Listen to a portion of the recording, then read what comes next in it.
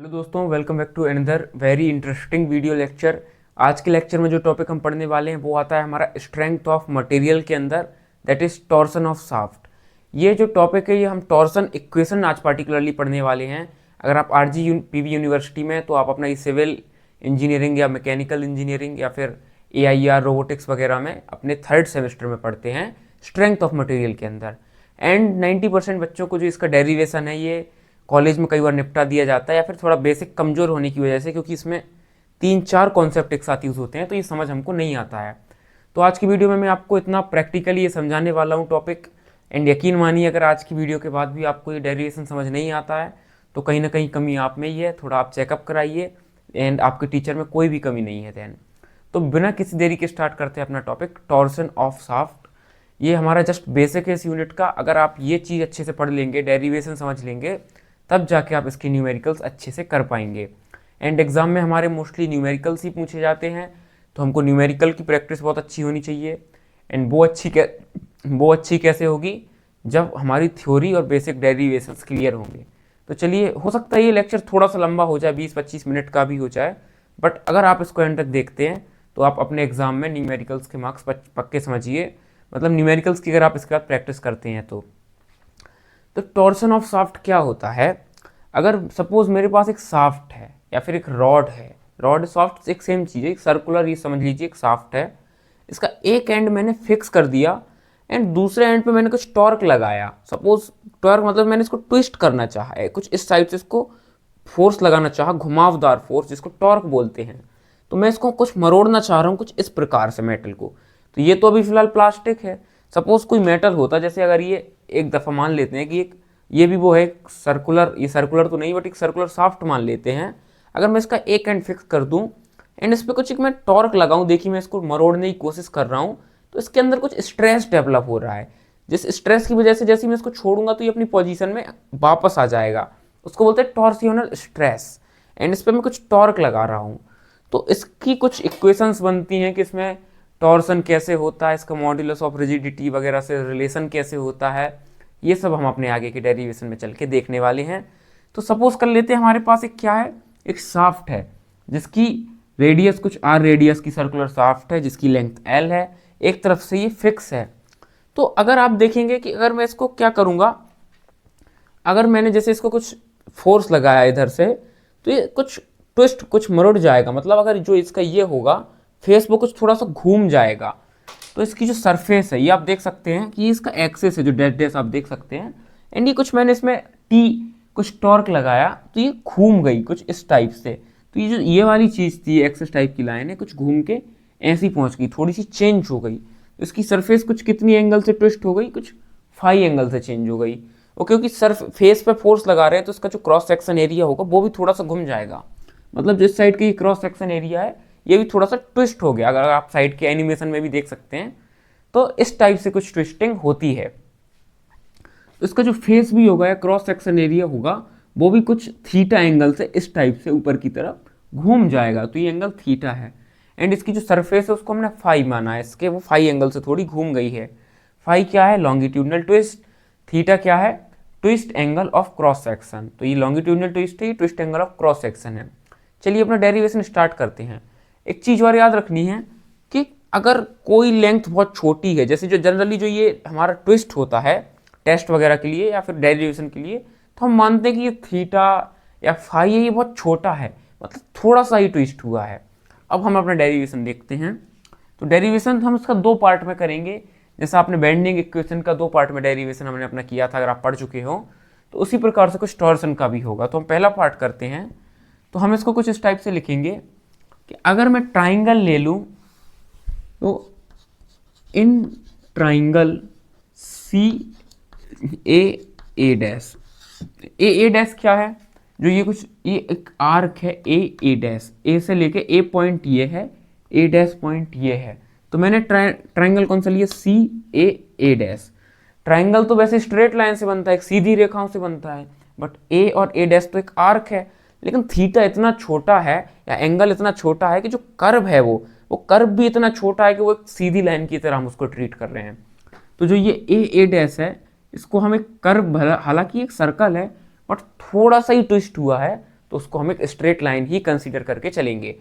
तो अगर मैं देखूं ट्राइंगल सी ए डैश और मैं यहाँ से tan फाई की वैल्यू लिखना चाहूँ, tan फाई, मैं पहले बता चुका हूँ इसमें कम से कम हमारे 3 4 5 बेसिक कॉन्सेप्ट लगेंगे। मोमेंट ऑफ इनर्शिया वगैरह आपने पढ़ रखा होगा एंड थोड़ा इलास्टिक कॉन्स्टेंट्स पढ़ रखा होगा, तो ये सब हमारा इसमें यूज़ आएगा। अगर आपने बेसिक ना पढ़ा हो तो आप एक बार रिकॉल कर सकते हैं, बाकी मैं सब बेसिक बता रहा हूँ साथ के साथ। तो एक ट्राइंगल में जो हमारा tan फाई है वो क्या होता है, या tan थीटा, वो होता है परपेंडिकुलर अपॉन बेस।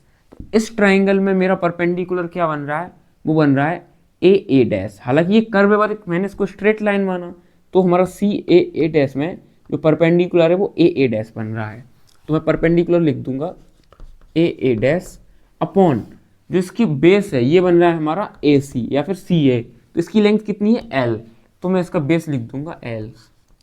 इससे पहले एक पॉइंट और कि हमने tan फाई निकाला, एंड एक और चीज होती है फॉर वेरी स्मॉल एंगल, मतलब जो थीटा या फाई जो है हमारा, थीटा या फाई है, ये जब बहुत छोटे होते हैं, इस चीज का मतलब जो ये मैं साइन बना रहा हूँ इसका मतलब वेरी वेरी वेरी स्मॉल, ये बहुत जब छोटे होते हैं थीटा या फाई। जैसे ये कर्व को स्ट्रेट लाइन क्यों माना, क्योंकि थीटा फाई बहुत स्मॉल था, तो जब कर्व को मैं स्मॉल मान सकता हूँ, ऐसे केस में हमारा जो साइन थीटा और टेन थीटा होता है उसकी वैल्यू को हम डायरेक्ट थीटा लिख सकते हैं।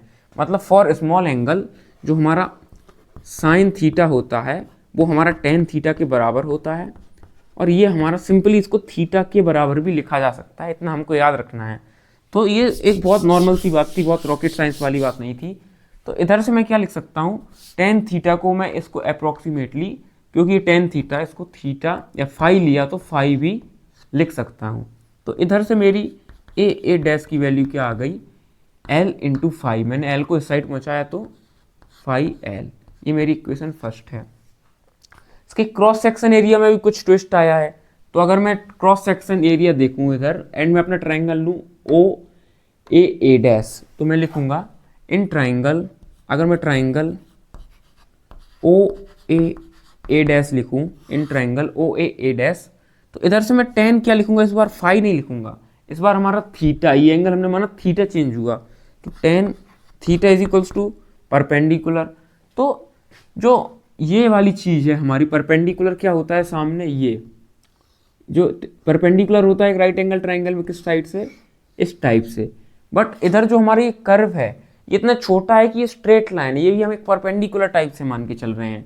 मतलब ये इतना छोटा कर्व है कि कर्व ना मान के हम इसको एक स्ट्रेट लाइन ट्रीट कर रहे हैं। तो अगेन फिर से ये वाला जो कर्व हो जाएगा वो क्या, ये परपेंडिकुलर बन जाएगा हमारा। तो इधर से हम परपेंडिकुलर को लिख सकते हैं ए डैश एंड अपॉन में जिसका बेस है, ये बेस तो दिख रहा है, ये रेडियस के इक्वल्स टू होगा, जिसकी, क्योंकि एक सर्कुलर शाफ्ट है तो जिसकी जितनी इसकी रेडियस होगी आर, वो बेस बन जाएगा, तो अपॉन में आर। एंड इस बार टेन थीटा ही बहुत स्मॉल है, जैसे टेन फाई बहुत स्मॉल था तो उसको मैंने फाई लिख दिया था, सिमिलरली टेन थीटा को थीटा लिख सकता हूँ। तो इधर से जो मैं ये है मैं इसको लिख सकता हूँ इज इक्वल्स टू थीटा। तो ये आ गया हमारा a dash upon are is equals to theta, ये बात आपको नोट करनी है। तो इधर से ए डैश है, इसकी वैल्यू मुझे क्या मिल जाएगी, is equals to approximately theta है, जब आर को इस साइड पहुँचाएंगे तो आर थीटा। ये हमारी सेकेंड इक्वेशन है। तो एक चीज़ आप देख सकते हैं, मैं अगर लिखना चाहूँ इसके बाद फ्रॉम फर्स्ट एंड सेकेंड, तो इन दोनों में ए डैश और ए डैश की वैल्यू बराबर है, मतलब एल एच एस बराबर है, तो इनका आर एच एस भी बराबर होगा। तो मैं इधर से लिख सकता हूँ कि जो आर थीटा की वैल्यू है, या आर थीटा, वो हमारी किसकी इक्वल है, एल फाई के। तो इधर से फाई की वैल्यू क्या आ गई हमारे पास, फाई की वैल्यू आ गई आर थीटा अपॉन एल। इस चीज़ की, ये बात तो आपको बहुत अच्छे से समझ आ गई होगी। एंड अगर आपने इलास्टिक कांस्टेंट टॉपिक पढ़ रखा हो, अगर ना पढ़ा हो तो कोई दिक्कत नहीं, आप याद रख सकते हैं। एक बात हमने अपने इलास्टिक कांस्टेंट में पढ़ रखा है मॉड्यूलस ऑफ रिजिडिटी। तो मॉड्यूलस ऑफ रिजिडिटी क्या होता है, मैं इसको सिर्फ MOR से लिख रहा हूँ, मॉड्यूलस ऑफ रिजिडिटी, इसको हम G से डिनोट करते हैं। तो G हमारा मॉड्यूलस ऑफ रिजिडिटी होता है टाउ शियर स्ट्रेस अपॉन क्या होता है फाई। फाई क्या होता है हमारा जो लॉन्गिट्यूडनल क्या होता है, चेंज इन एंगल, या लॉन्गिट्यूडनल थीटा जो है वो हमारा एंगल होता है। तो इधर से हमारा जो ये फॉर्मूला होता है मॉडुलस ऑफ रिजिडिटी का, g is equals to tau upon phi. तो इधर से फाई की वैल्यू क्या मिल जाएगी मुझे, phi is equals to tau upon g. ये कोई इक्वेशन नहीं, साइड में मैं बता रहा हूँ लिख के। तो फाई को मैं टाउ अपॉन जी भी लिख सकता हूँ। एंड इधर मैं अगर फाई की वैल्यू सब्सटीट्यूट करूँ, मैं इसको इधर सब्सटीट्यूट कर दूँ, टाउ अपॉन जी। टाउ क्या है हमारा, या इसको ये है हमारा टॉर्सियोनल स्ट्रेस। तो इधर से टाउ अपॉन जी जो है ये किसके इक्वल्स टू आ जाएगा हमारा, आर थीटा अपॉन एल। अगर मैं आर को नीचे ले आऊँ एंड जी को ऊपर पहुँचा दूँ, तो इधर से मैं क्या लिख सकता हूँ कि टाउ अपॉन जो जी है ये है हमारा टाउ अपॉन आर, क्योंकि आर को नीचे ले आए हैं, तो tau upon are is equals to ji theta upon l. G है हमारा मॉडुलस ऑफ रिजिडिटी, ये हम पहले भी पढ़ चुके हैं। तो हमारी डेरिवेशन का हाफ पार्ट फिनिश हो चुका है। हम एक चीज़ प्रूव कर चुके हैं कि tau upon are is equals to ji theta upon L. तो अभी हम जो रिलेशन लाए हैं वो हम किस चीज़ का लाए हैं, टॉर्सियोनल। जो ये स्ट्रेस है, टी क्या था, टॉर्क जो टी है, एंड टाउ साइन है जो थोड़ा सा कर्व है नीचे से, वो है हमारा स्ट्रेस, वो था टॉर्क, ये है जी थीटा अपॉन एल। तो ये अभी हम लॉन्गिट्यूडनल स्ट्रेस क्या टॉर्सियोनल स्ट्रेस एंड रिजिडिटी के फॉर्म में इसका रिलेशन लाए हैं। अगला रिलेशन हम लाएंगे अपना जो टाउ अपॉन आर है एंड स्ट्रेंथ के फॉर्म में, वो हम देखते हैं पार्ट बी में कैसे लाएंगे। अब जो बाद का पार्ट ये थोड़ा सा चूंकि टफ है, तो आपको ध्यान देना है प्रॉपर तरीके से। चलिए वो भी हम आगे करते हैं। चलिए तो हम अपने डेरिवेशन का पार्ट भी स्टार्ट करते हैं। मैं थोड़ा जल्दी जल्दी बताऊंगा, ये पार्ट लोगों को जनरली बहुत टफ लगता है थोड़ा सा, क्योंकि इसमें इंटीग्रेशन वगैरह करते हैं, तो थोड़ा आपको ध्यान से समझना है। एंड थोड़ा मैं हर एक चीज़ बेसिक से समझाऊंगा। तो आप देखिए, तो जो हमारा क्रॉस सेक्शन था किसका, शाफ्ट का, तो इधर देखते हैं हम कि क्रॉस सेक्शन था कुछ सर्कुलर टाइप से। अगर मैं इधर बनाना चाहूँ क्रॉस सेक्शन, तो कुछ इस टाइप से बनाऊंगा, कुछ इस टाइप का था हमारा। तो इसमें क्या है, हमको निकालना है टॉर्क। अब हमको रिलेशन चाहिए टॉर्क, मैंने क्या बताया था कि हमको स्ट्रेंथ के बेस पर रिलेशन चाहिए। तो टॉर्सनल स्ट्रेस और स्ट्रेंथ वो कैसे निकालेंगे, तो हमको चाहिए कि पूरी जो ये क्या है हमारी जो वो है क्रॉस सेक्शन एरिया है पूरे किसका, शाफ्ट का, इस पर टोटल टॉर्क कितना लग रहा है। सपोज इस पर जो नेट टॉर्क लग रहा था इस टाइप से घुमावदार फोर्स, वो टी लग रहा था, वो कितना है वो हमको कैलकुलेट करना है कुछ अदर टर्म्स में। तो हम ये कैसे कैलकुलेट करेंगे, एंड पूरे पे कुछ टॉर्सनल स्ट्रेस भी लग रहा होगा। तो सपोज जो टॉर्सनल स्ट्रेस लग रहा है उसको हम मान लेंगे कुछ टाउ लग रहा है, कितने में, पूरे कंप्लीट आर रेडियस वाले सर्कुलर क्रॉस सेक्शन पे। तो ये हम कैसे निकालते हैं, इसके लिए हम एक एलिमेंटल डिस्क ले लेते हैं। जैसे आपको सामने एक सर्कुलर वो दिख रहा होगा, सॉलिड प्लेट टाइप की या डिस्क टाइप की, तो इसका मैं एक छोटी सी स्ट्रिप ले लेता हूँ। कैसे, जैसे ये इसका सेंटर है, एंड मैं अगर इस पर डिस्क ले लूँ, ये डिस्क वाला कॉन्सेप्ट बहुत लोगों को समझ नहीं आता, ये थोड़ा आपको अच्छे से समझना है। ये एक डिस्क ले लिए, डिस्क लेने से क्या मतलब है अपने को मैं बता रहा हूँ। जैसे ये टोटल हमारे क्या है, ये आर रेडियस है किस चीज़ की, शाफ्ट की। अब मुझे पूरे शाफ्ट का क्या करना है, वो लेना है टॉर्क, ये जो टी है दैट इज टॉर्क फाइंड करना है। तो मैं क्या करूँगा, एक पूरी इतनी बड़ी सर्कुलर प्लेट का ना लेके एक छोटी सी स्ट्रिप का टॉर्क फाइंड आउट कर लूँगा, एंड मैं उसको इंटीग्रेट कर दूंगा। तो छोटी सी अगर स्ट्रिप को इंटीग्रेट करते हैं तो पूरे सरफेस का, क्योंकि मैं जीरो से लेकर अगर आर तक इंटीग्रेशन कर दूंगा तो कंप्लीट टॉर्क निकल आएगा। ये तरीका कैसे काम करता है आगे देखते हैं। सपोज जो ये क्या है हमारी एक एलिमेंटल डिस्क है, ये कुछ एक्स डिस्टेंस पे है, मैं दूसरे चौक से इंडिकेट कर देता हूँ। जो ये है ये कुछ हमारी एक्स डिस्टेंस पे है हमारे ओ पॉइंट से, एंड इसकी थिकनेस कितनी है, जो कुछ चौड़ाई है इसकी पट्टी की है एलिमेंटल डिस्क की, ये हमारी डी एक्स है। तो इसका हमारा एरिया कैसे निकलेगा। अब एक और चीज़ क्वेश्चन आता है कि जो इसका स्मॉल एरिया होगा वो कैसे निकलेगा। तो इसके लिए मैं आपको एक छोटा सा एग्जांपल देता हूँ कि ये क्या है, ये है आप मेरे हाथ में देख सकते हैं। सपोज ये एक रेक्टेंगल है सपोज नहीं ये रेक्टेंगल ही है, तो इस रेक्टेंगल का हम एरिया कैसे निकालते हैं, तो आप लोग पहले भी देख चुके होंगे। अगर ये एक रेक्टेंगल है इस टाइप से कुछ, तो एक रेक्टेंगल का एरिया क्या होता है, इसकी लेंथ, इसकी जो ब्रेड्थ है, तो एरिया होता है वो होता है L इंटू बी। एंड आप लोग एक चीज़ देख सकते हैं, अगर मैं इसको ये बहुत पतला है बिल्कुल, क्योंकि ये स्ट्रिप है dx चौड़ाई, dx मतलब बहुत छोटी चौड़ाई। तो अगर आप देख सकते हैं कि मुझे ये एरिया चाहिए, जो इसका इधर एरिया है, ये आप इसका क्रॉस सेक्शन का एरिया, क्रॉस सेक्शन नहीं, सरफेस का एरिया चाहिए। एरिया है लेंथ इंटू ब्रेथ। आप देखेंगे अगर मैं इसको मोड़ के क्या बना दूं, सर्कल, ये एक सर्कल बन गया। अब भी जो इसका एरिया होगा सरफेस का, वो उसकी लेंथ इंटू ब्रेथ पुराने रेक्टेंगल के एरिया के बराबर होगा, क्योंकि रेक्टेंगल से ये बना है। लेकिन अगर मुझे रेक्टेंगल ना दे के ये एक सर्कल दे दे, अब पूछे कि ये एरिया बताओ कितना है, तो मैं कहूँगा कि क्योंकि एक रेक्टेंगल से बना है तो अभी भी मेरे को बस ये लेंथ चाहिए पूरी, और ये ब्रेड्थ मिल जाए तो उसका एरिया निकल आएगा। तो सर्कल के लिए जो ये लेंथ होती है, ये लेंथ ये होती है इसकी सर्कमफेरेंस के बराबर। एंड सर्कमफेरेंस के जो होती है उसकी बाहर की, उसको बोलते हैं परिधि। उसकी जो परिधि या सर्कमफेरेंस होती है सर्कल की होती है 2πr।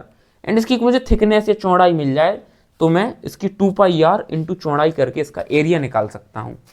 सिमिलरली अगर मुझे इस एलिमेंटल डिस्क का एरिया निकालना है तो मैं क्या करूँगा कि इसकी जो सर्कमफेरेंस निकाल दूंगा, क्योंकि इसकी रेडियस x, मैंने इसको x कोई भी दूरी पे माना है, तो मैं इसकी, अगर मैं इसका छोटा सा एरिया निकालना चाहूँ, दैट इज d, हम ये पार्ट b कर रहे हैं इसका, पार्ट b। तो अगर मैं dA निकालना चाहूँ, थोड़ा सा एरिया, तो वो क्या हो जाएगा हमारा, इसकी जो सर्कमफेरेंस है या इसकी लंबाई है, ये क्या है 2πx इंटू इसकी चौड़ाई, चौड़ाई कितनी है dx, तो इंटू dx, 2πx dx। और अगर मैं इसको अभी इंटीग्रेट कर दूं तो इसका कंप्लीट एरिया निकल आएगा सर्कल का। जैसे सर्कल का एरिया πr² होता है, तो वो इसी फॉर्मूले से इंटीग्रेशन करके निकलता है। एंड पूरे जो हमारा वो है क्रॉस सेक्शन, उस पर टॉर्क कितना लग रहा है t, स्ट्रेस कितना लग रहा है टाउ, या फिर ये जो टाउ टोटल है। बट जो छोटा सा पार्ट है इस पर हम लेट कर लेते हैं, क्योंकि ये बहुत बीच का एक छोटा सा पोर्शन है, तो इस पर जो स्ट्रेस लग रहा है ये हम मान लेते टाउ x, थोड़ा सा स्ट्रेस लग रहा है x या x के बराबर या dx के बराबर। एंड इस पर कुछ फोर्स भी लग रही होगी रोटेटिंग, तो फोर्स हम लेट कर लेते हैं जो इस पर लग रही है कुछ इस साइड ऐसे, वो df, बहुत थोड़ी सी फोर्स df फोर्स लग रही है। एंड इस पर जो कुछ टॉर्क लग रहा होगा, क्योंकि बाहर पूरे पर t टॉर्क लग रहा है, तो अंदर जो थोड़ा सा टॉर्क लग रहा होगा, क्योंकि मैं इसको टॉर्क इस साइड ऐसे लगा रहा हूँ, तो टॉर्क भी इस डायरेक्शन में लग रहा होगा, वो dt लग रहा होगा, मैं ये मान लेता हूँ। तो मैंने एरिया क्या लिख दिया 2πx dx, ये तो मैं आपको समझा दिया कैसे लिखा। अब हमारे फोर्स क्या होता है मेरा, तो फोर्स जो होता है, फोर्स नाउ अगर मैं फोर्स लिखूं तो फोर्स होता है स्ट्रेस इनटू एरिया। तो मैं बहुत, अगर ये एलिमेंट के लिए बात कर रहा हूं तो df स्मॉल फोर्स कितनी हो जाएगी, स्ट्रेस, स्ट्रेस माना मैंने टाउ x, तो ये हो जाएगा टाउ x इंटू एरिया, कितना एरिया मैं निकाल चुका हूँ, स्मॉल एरिया इस पूरे एलिमेंटल किसका, स्ट्रिप का एरिया कितना 2πx dx, तो इंटू 2πx dx। अब मुझे क्या निकालना है, इसका टॉर्क। तो टॉर्क का फॉर्मूला जो होता है वो होता है फोर्स इंटू डिस्टेंस। मतलब अगर मैं टॉर्क निकालना चाहूँ T, तो टॉर्क जो मेरा होता है वो होता है फोर्स इंटू डिस्टेंस। तो इधर मेरा फोर्स कितना लग रहा है, अगर मैं टॉर्क निकालना चाहूँ, एंड इस एलिमेंट के लिए थोड़ा सा टॉर्क हो जाएगा dt, तो ये टॉर्क किसके बराबर होगा, फोर्स हमारा df, जो थोड़ा सा फोर्स निकला है, तो फोर्स कितना निकला है मेरा tau x into 2πx dx, ये मेरा निकला है टोटल फोर्स इंटू डिस्टेंस। तो डिस्टेंस कितना है इस एलिमेंटल रिंग का, कहाँ से, इस O पॉइंट से, तो डिस्टेंस इसका x, तो इसमें मैं मल्टीप्लाई किसका भी कर दूंगा, x का, तो ये आ गया मेरा dt, या फिर स्मॉल क्या निकला, ये टॉर्क निकल आया। अब एक चीज़ और, हमको ये टाउ x की वैल्यू कैसे निकालेंगे, तो हम एक एनालॉजी लगाएंगे कि जब मेरा x डिस्टेंस पे जो टॉर्क लग रहा है थोड़ी सी इस चीज़ में या फिर थोड़ी सी एलिमेंट में, वो टाउ x है, और जो पूरी इतनी बड़ी r रेडियस की एलिमेंट है उस पर जो नेट टॉर्क लग रहा है वो टाउ लग रहा है। तो अगर मैं एक एनालॉजी लगाऊं कि जो मेरा tau x upon x distance का टॉर्क होगा, ये एक यूनिट टॉर्क देगा मुझे। तो सपोज कोई एक एनालॉजी क्या बोलती है कि अगर कोई चीज़, ये जैसे 10 रुपए की कोई चीज़ कितनी आती है, 50 आती है, तो वो चीज़ कितने रुपए की, अगर मैं इसको लिखूँ 30 रुपए की, तो वो 30 रुपए की कितनी आएगी, 150। ये कोई रॉकेट साइंस की बात है तो है नहीं। तो अगर मैं इस चीज़ से क्या लिख सकता हूँ कि 10 अपॉन जो 50 होगा मेरा, और वो 30 अपॉन 150, ये आपस में बराबर होंगे। ये एक समझने की बात है, मतलब कोई बहुत बड़ी बात तो है नहीं। तो इधर से मैं आगे क्या लिख सकता हूँ कि जो मेरा ऐसी टाउ एक्स, जो छोटे डिस्टेंस का टॉर्क है थोड़ा सा, अपॉन एक्स डिस्टेंस पे लग रहा है।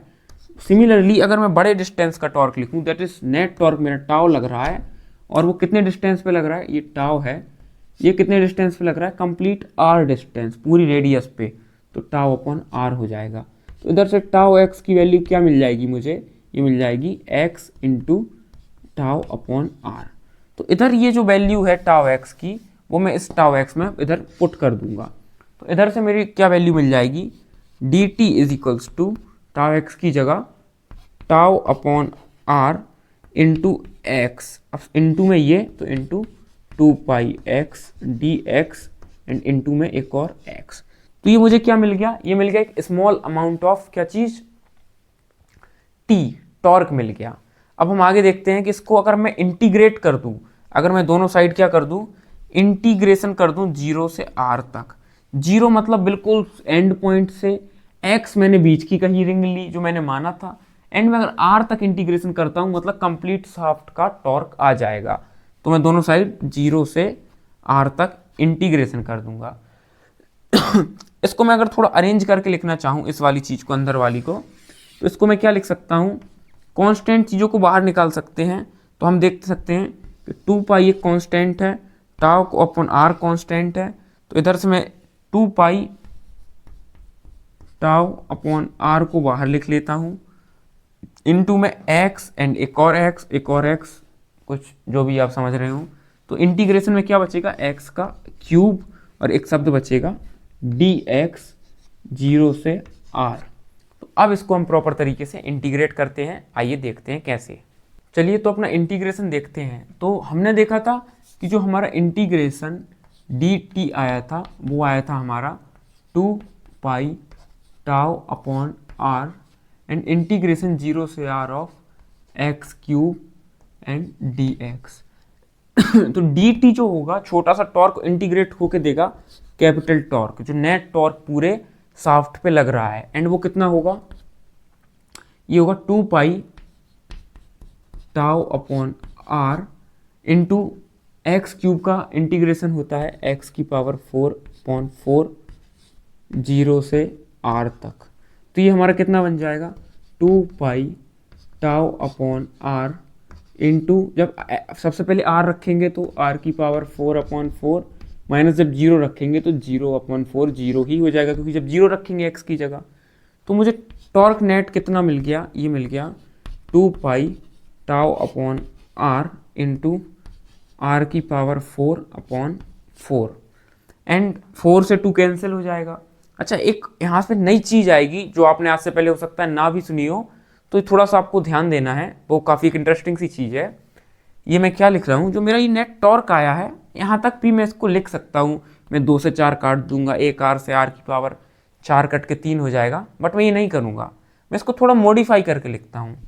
मैं इसको क्या लिख देता हूँ, मैं 2 से 4 अगर काटूँ तो 2 बार कैंसिल हो जाएगा, बट मैं पाई आर की पावर 4 एक साथ लिख देता हूँ, पाई आर की पावर 4/2 लिख देता हूँ। अब क्या बचा, मैंने पाई यूज़ कर लिया, आर की पावर 4 और 2 यूज़ कर लिया, अपॉन में एक आर बचा, तो मैं क्या लिखूँगा, और ऊपर टाउ बचा, तो इंटू टाउ अपॉन आर लिख देता हूँ। ये बात आपको समझ आ गई होगी।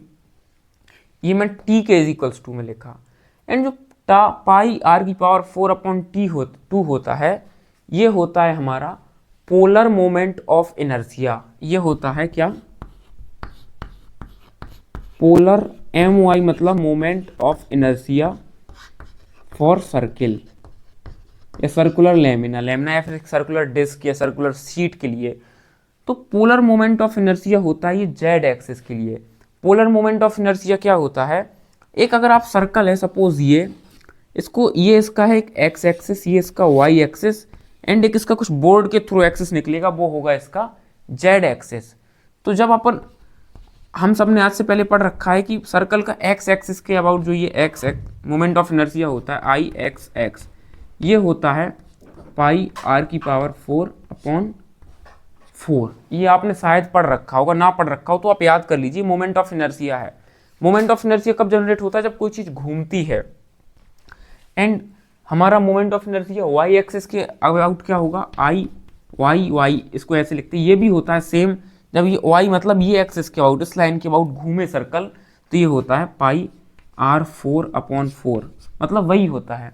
इसका एक बड़ी एग्जांपल मैं आपको दे सकता हूँ। मैं इसके लिए एक अच्छी जुगाड़ बना के लाया हूँ। आप सपोज आप ये समझ सकते हैं, ये सर्कल है एंड ये तो जो मैंने कुछ इसमें रिफिल लगाई है पेन की, है वाई एक्सिस है, ये एक्स एक्सिस है। तो आप देख सकते हैं जब ये इसके अबाउट घूमता है इस साइड इस तरीके से, तो ये अभी एक्स एक्सिस के अबाउट घूम रहा है। एंड जैसे ही सिमिलरली मैं इस एक्सिस को पकड़ता हूँ, मैं इसके अबाउट घुमा रहा हूँ, तो ये क्या घूम रहा है? जेड एक्सिस के अबाउट, वाई एक्सिस के अबाउट घूम रहा है। तो जो ये एक्स एक्सिस के अबाउट घूम रहा है तो कुछ मोमेंट ऑफ इनर्शिया प्रोड्यूस करता है, कुछ इस टाइप से जब ऐसे घूमता है एक्स एक्सिस के अबाउट। एंड सिमिलरली वाई के अबाउट घूमता है तो कुछ मोमेंट ऑफ इनर्शिया प्रोड्यूस करता है। इसके लिए जेड एक्सिस कौन सा होगा? तो अगर मैं इसके लिए एक एक्सिस ये भी हो सकता है, तो एक इस तरीके से भी घूम सकता है। तो ये जो घूम रहा है इस टाइप से, ये हो गया इसका जेड एक्सिस। सिमिलरली जो ये है हमारी पूरी शाफ्ट, इसके लिए ये है, ये इस साइड से इस तरीके की शाफ्ट है, इसमें घूम रहा है तो जेड एक्सिस है। तो इसके अबाउट जो मोमेंट ऑफ इनर्शिया होता है इसका, ये इसको बोलते हैं इसका polar moment of inertia. And एक थ्योरम होती है जो क्या बोलती है कि जो आई जेड एक्सिस के अबाउट होता है वो हमारा आई एक्स और आई वाई के प्लस का होता है। तो अगर मैं एक्स और वाई का जोड़ दूं तो मुझे जेड का पोलर वाला मोमेंट ऑफ इनर्शिया मिल जाता है। तो पाई आर 4/4 इंटू पाई आर की पावर 4/4, इन दोनों को आप जोड़ेंगे तो आपको मिलेगा पाई आर की पावर 4/2। और जो ये हमारा पोलर मोमेंट ऑफ इनर्शिया है इसको डिनोट करते हैं हम जे से। इसके लिए जो शब्द लिखते हैं पोलर POLR, पोलर MOI के लिए जो शब्द लिखते हैं वो है जे। एंड इसकी वैल्यू आई पाई आर 4/2। तो ये हमारा पाई आर 4/2 को मैं क्या लिख सकता हूँ? इसको मैं जे लिख सकता हूँ। तो इधर से मेरी फाइनली जो टी की वैल्यू आएगी, टॉर्क की वैल्यू आएगी, टी आ गया हमारा, इसको अगर मैंने जे लिख दिया तो जे टाउ अपॉन आर। तो इधर से हमारा टाउ अपॉन आर की वैल्यू, अगर मैं टी अपॉन जे लिखूं तो ये हो जाएगा हमारा टाउ अपॉन आर। तो ये हमारा इसका पार्ट 2 आ गया, sorry T upon J tau upon R, ठीक है। यही चीज़ हमको प्रूव करनी थी कि इसकी सेकेंड थिंग किस चीज़ की इक्वल होगी। तो हाँ, तो जब हमने फर्स्ट पार्ट में डेरिवेशन किया था तो हमारी टाउ अपॉन आर, रिकॉल करिए आप, इसकी वैल्यू क्या आई थी? जी थीटा अपॉन एल। एंड अभी जो हमने डेरिवेशन किया उसमें हमारी टाउ अपॉन आर की वैल्यू कितनी आई? ये आई हमारी टी अपॉन जे। तो ये दोनों इक्वल से, ये दोनों इक्वल से मतलब ये तीनों आपस में बराबर होंगे। तो इससे जो हमारा कंक्लूजन निकलता है वो निकलता है tau upon are is equals to ji theta upon l is equals to t upon j. ये हमारा कंक्लूजन निकलता है। एंड ये जो थ्योरी होती है हमारी, इसको या फिर इक्वेशन होती है, इसको बोलते हैं टॉर्सियोनल इक्वेशन। इस चीज़ का आपको ध्यान रखना है, ध्यान नहीं रखना, समझना है अच्छे से। होप करता हूँ काफ़ी मेहनत से समझाया इस वीडियो में, थोड़ा वीडियो लेंथी हो गई होगी, बट अगर आपको वीडियो समझ में आई हो, टॉपिक समझ में आया हो, वीडियो पसंद आई हो तो आप वीडियो को लाइक कर सकते हैं, चैनल को सब्सक्राइब कर सकते हैं, तो आपको इससे और ऐसी वीडियोज़ मिलती रहेंगी, अपकमिंग नोटिफिकेशन मिलते रहेंगे। एंड प्लीज़ कोई भी डाउट हो किसी भी टॉपिक से related, on topic of topic, आप कमेंट करिए, मैं आपका रिप्लाई उसको दूंगा। सेपरेट लेक्चर भी बना के आपका डाउट सॉल्व करूंगा। तब तक के लिए बाय, मिलते हैं आपसे नेक्स्ट वीडियो में।